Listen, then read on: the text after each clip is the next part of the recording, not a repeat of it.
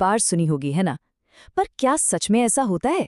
आज हम एक ऐसी ही कहानी सुनेंगे जो दिखाती है कि कैसे सिर्फ एक सोच, सिर्फ एक विचार हमारी पूरी दुनिया को बदल सकता है। तो सवाल ये उठता है, क्या सिर्फ एक सवाल, बस एक सवाल किसी की पूरी दुनिया बदल सकता है? सुनने में थोड़ा अजीब लगता है, राइट? लेकिन हमारी आज की कहानी इसी एक शक्तिशाली सवाल के इर्द गिर्द घूमती है। चलिए कहानी में चलते हैं। कल्पना कीजिए एक रेलवे स्टेशन की, और वहां एक भिखारी है। उसकी पूरी दुनिया, उसका पूरा वजूद बस एक ही चीज के आसपास घूमता था, लोगों से मांगना। किसी तरह पेट भर जाए, बस यही उसकी जिंदगी थी। रोज की तरह वो एक ही उम्मीद में था कि कोई कुछ दे दे।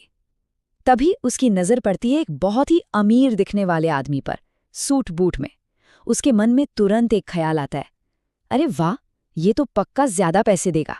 और बस इसी उम्मीद में वो दौड़कर उसके पास पहुंच जाता है। लेकिन उससे क्या पता था कि ये जो साधारण सी मुलाकात होने वाली है, ये उसकी जिंदगी का सबसे बड़ा मोड़ साबित होगी।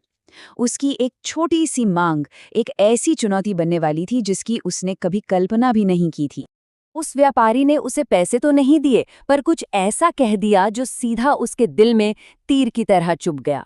वो शब्द उसके कानों में गूंजने लगे, जब किसी को कुछ दे नहीं सकते तो तुम्हें मांगने का भी कोई हक नहीं है।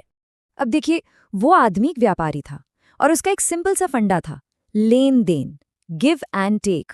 उसने साफ साफ कहा, भाई मैं एक बिजनेसमैन हूं, अगर तुम्हारे पास मुझे देने के लिए कुछ है तो मैं भी तुम्हें बदले में कुछ दे सकता हूं। सोचिए, उस भिखारी के लिए ये कितनी बड़ी बात थी, जिसकी पूरी दुनिया ही सिर्फ लेने पर टिकी थी। अच्छा, वो व्यापारी तो अपनी ट्रेन पकड़कर चला गया, लेकिन उसके शब्द वहीं भिखारी के दिमाग में घर कर गए। वो सोचने पर मजबूर हो गया, क्या सच में, क्या इसीलिए मुझे लोग ज्यादा भीख नहीं देते, क्योंकि मेरे पास बदले में देने को कुछ है ही नहीं? एक दिन, 2 दिन वो बस यही सोचता रहा। फिर अचानक उसकी नजर स्टेशन के पास खिले हुए कुछ खूबसूरत फूलों पर पड़ी, और बस उसके दिमाग में जैसे एक बत्ती जली। एक आइडिया आया, क्यों ना मैं लोगों को भीख के बदले ये फूल दूं। और जानते हैं इसका नतीजा क्या हुआ? कमाल का, बिल्कुल हैरान कर देने वाला। अब वो जब भी किसी से पैसे लेता तो बदले में उन्हें एक फूल दे देता, और लोग इतने खुश होते थे, वो खुशी खुशी फूल लेते और उसे पहले से कहीं ज्यादा पैसे दे जाते थे। देखते ही देखते उसकी कमाई बढ़ गई। फिर कुछ दिनों बाद कहानी अपनी क्लाइमैक्स पर पहुंचती है, वही रेलवे स्टेशन, और भिखारी की नजर पड़ती है उसी व्यापारी पर। जी हाँ, वही आदमी जिसकी एक बात ने सब कुछ बदल दिया था। इस बार भिखारी डरा नहीं, वो पूरे आत्मविश्वास के साथ व्यापारी के पास गया और बोला, आज मेरे पास आपको देने के लिए कुछ है, ये फूल। व्यापारी ने पैसे दिए, फूल लिया, और फिर मुस्कुराते हुए एक ऐसी बात कही जो उस भिखारी की जिंदगी का सबसे बड़ा टर्निंग पॉइंट बनने वाली थी। व्यापारी की वो बात, वो सीधा उसके जहन में उतर गई। उसे एक तल में सब समझ आ गया।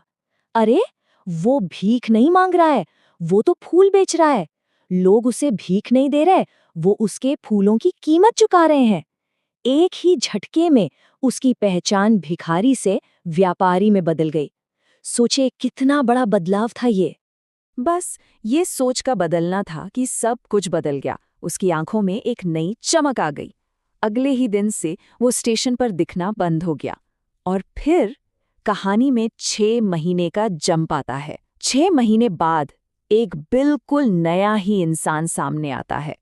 तो 6 महीने बाद उसी स्टेशन पर 2 वेल ड्रेस्ड सूट बूट पहने व्यापारी मिलते हैं। और उनमें से एक कौन था? जी हाँ, वही हमारा पुराना भिखारी, जो अब फूलों का एक बहुत बड़ा व्यापारी बन चुका था। उसने दूसरे व्यापारी को जब अपनी पहचान बताई तो वो तो बस देखता ही रह गया, हैरान कि ये कैसे हो गया। तो ये कहानी, ये सिर्फ एक भिखारी के व्यापारी बनने की कहानी नहीं है। नहीं, ये कहानी हमें सफलता का एक बहुत ही बेसिक लेकिन सबसे जरूरी नियम सिखाती है। ये नियम है लेन देन का नियम, प्रकृति का नियम, गिव एंड टेक।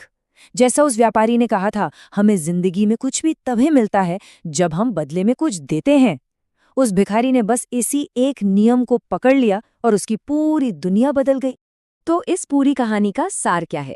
सीधी सी बात है, हमारी सफलता कहीं बाहर नहीं, हमारी सोच के अंदर ही बंद है। अगर हम खुद को भिखारी समझते रहेंगे तो दुनिया भी हमें वैसा ही समझेगी।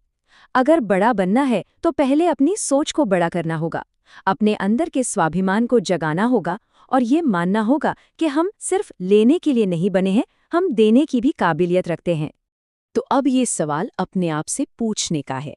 जरूरी नहीं कि हम पैसे ही दें, हम अपना वक्त दे सकते हैं, अपना ज्ञान बांट सकते हैं, किसी को देखकर मुस्कुरा सकते हैं या जरूरत पड़ने पर किसी की मदद कर सकते हैं। तो चलिए आज इस पर सोचते हैं कि आज हम दूसरों को क्या दे सकते हैं,